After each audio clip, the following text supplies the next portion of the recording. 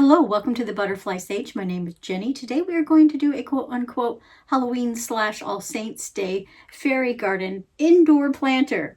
Because I'm going to tell you about this bromeliad. This is an I don't know if I can say it. Aechmea fasciata bromeliad. It is currently flowering.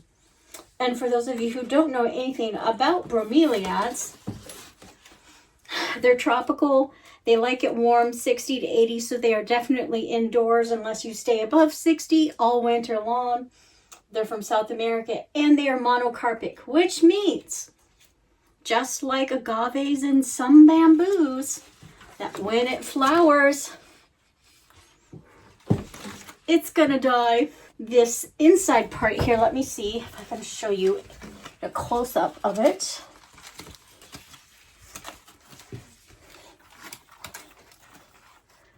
This inside part right here, that is where you water it. You do not want to water it around the soil because it won't do any good. It won't suck up the water through the roots. It needs it in the central cup in order to take it in. And when you fertilize it, you actually want to get like an orchid type fertilizer and put it in a spray bottle, unless you buy one that's already a liquid sprayer, and spray on the leaves, because that is how this plant absorbs the nutrients. If you put it down the central cup, it'll just make it very sloggy and slushy. It won't suck it up down there, the fertilizer, but only the water goes in the central cup. The fertilizer needs to be soaked in by the leaves. So you don't put anything on the soil of this plant. And as a matter of fact, that is why I'm using this cactus soil, because it needs very well draining soil. In its native home place, this bromeliad grows underneath those big, huge trees in the tropical forest. And so it doesn't take in a lot of water. So in the wintertime, be very sparing in how much you give it. Otherwise, it's just going to get soggy, and it probably will get its roots nasty. So they actually grow on rocks and on trees in its native habitat. They don't even grow in the soil technically. So putting soil in this, when you use soil for these, you definitely want soil that is well draining. So one of the reasons I'm calling this a Halloween / All Saints Day planter is because, one, the pot that we have is a hocus pocus cauldron that I turned into a planter. I had my husband drill 3 holes into the bottom of it. And this bromeliad actually, to me, looks like it belongs in a Halloween plant because the leaves look like spider legs to me. And then the All Saints Day, you'll see why my next plant is for All Saints Day.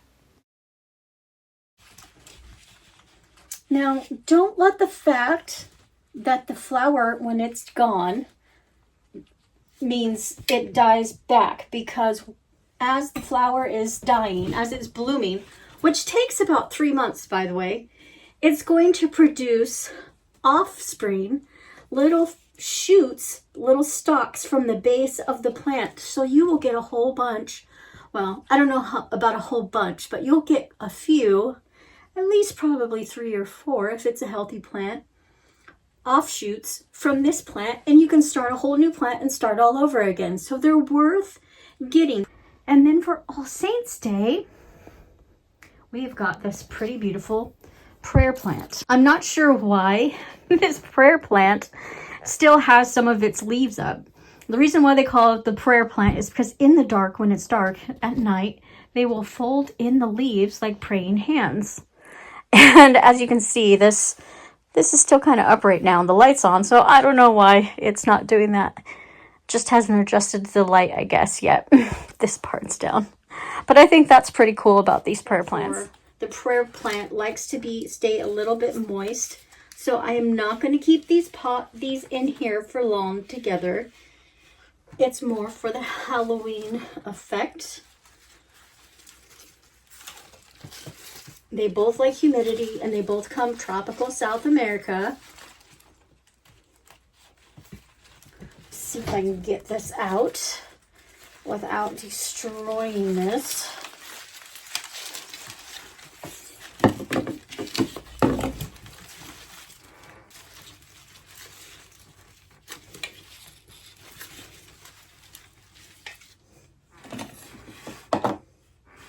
Now I thought this alternathera red thread was going to go perfectly with this prayer plant because of the colors. Once again, these actually take completely different. They do like it warm. They don't survive in the cold temperatures. You normally they are planted outside as annuals, but you can bring them in indoors for the winter and grow them as an indoor plant. They like them a little bit drier than the prayer plant and the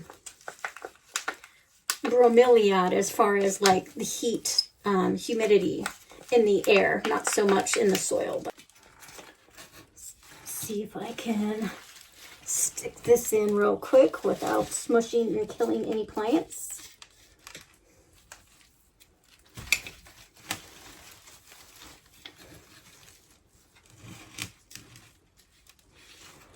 I've got a second one. I'm not sure I'm going to put this second one in, because I want to leave room for the fairy garden stuff. Can I stuff this in here? Yes, I think I can.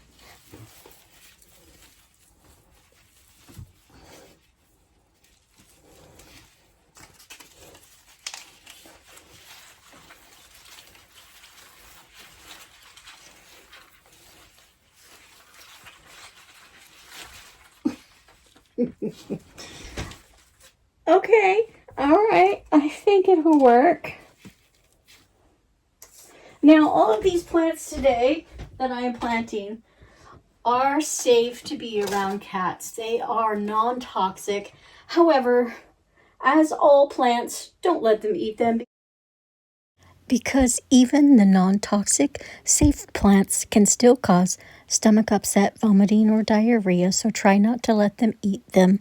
But if they do eat them, it won't kill them.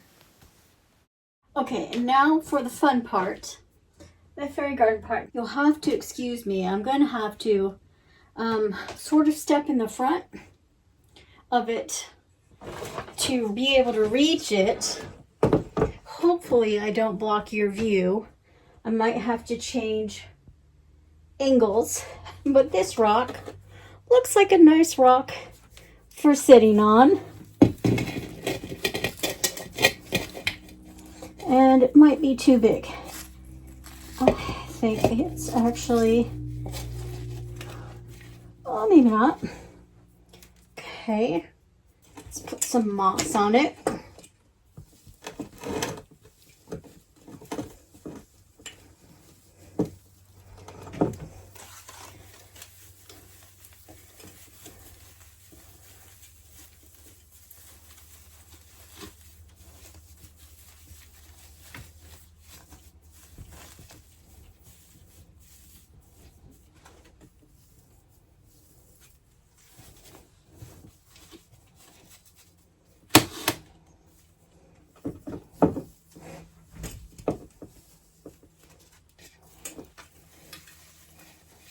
Now we have this cauldron fire pit that we need to put together.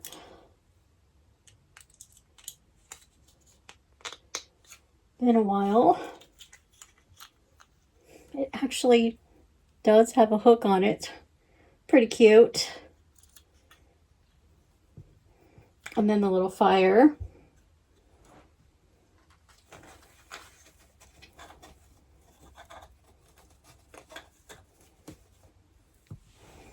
Our little witch, who is going to be just reading, sitting down reading while she's waiting for her cauldron to get done.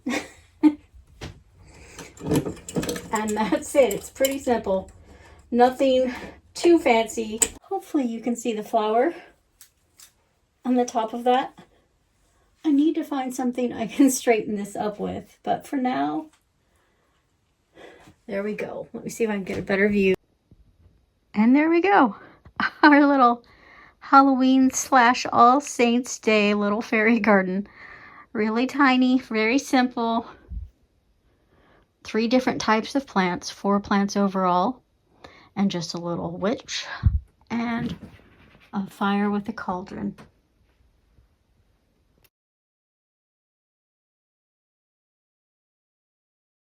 I'm going to try to remember to film a video when the flower dies and all of its little baby offshoots start coming up from there.